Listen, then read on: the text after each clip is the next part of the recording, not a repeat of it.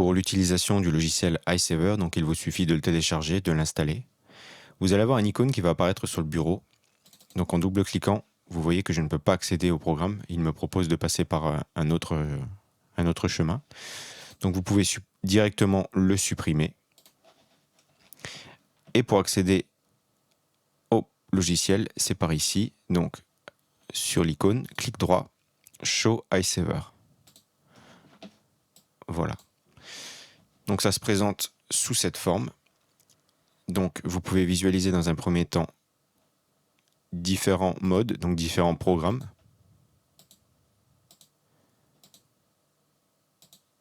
Donc là, quand je réalise des modifications de programme, vous ne pouvez pas voir la différence car c'est dû à la capture d'écran. Mais quand vous le ferez sur votre appareil, vous verrez distinctement la différence. Donc dans un premier temps, vous avez le choix du réglage de la luminosité de l'écran, d'une luminosité maximale à une luminosité minimale.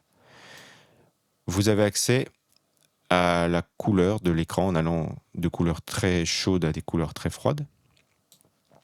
Vous avez un panel d'effets à votre disposition.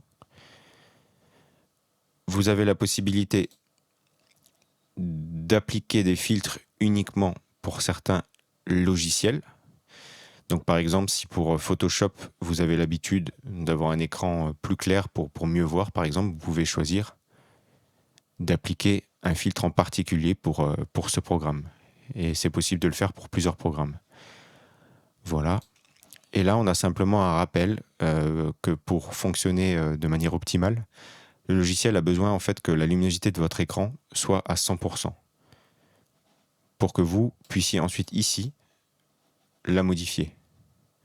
Mais il faut que l'écran soit en termes de luminosité à 100%. Voilà. Ensuite, vous avez l'option break, c'est-à-dire coupure, avec la possibilité de créer des coupures, c'est-à-dire simplement un rappel.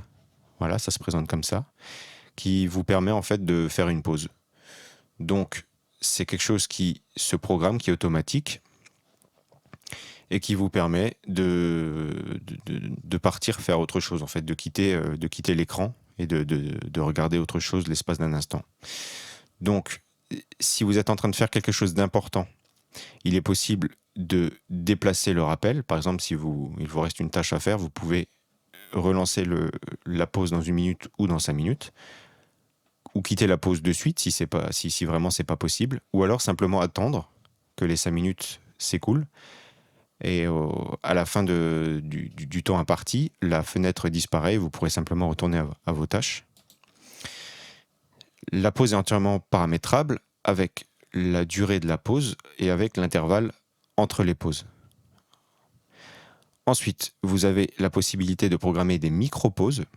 Donc là, toutes les 15 minutes, vous allez faire une micro-pause de 20 secondes, par exemple, entièrement paramétrable, bien sûr. Vous avez la possibilité de générer un son au démarrage et à la fin de la micro-pause. Donc si vous activez la fonction, vous aurez un son. En désactivant, vous n'aurez pas de son. Et ça ressemble à ça. Voilà, simplement l'icône qui vous rappelle, par exemple, de regarder au loin pendant 20 secondes.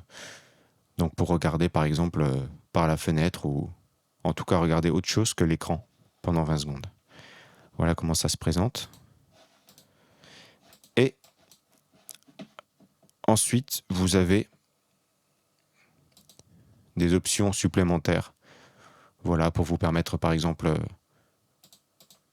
de démarrer le logiciel iSaver en même temps que Windows, ou alors de proposer au logiciel de régler automatiquement la luminosité de votre écran au maximum. Donc c'est précisé pour les PC portables uniquement. Voilà pour les options principales de iSaver.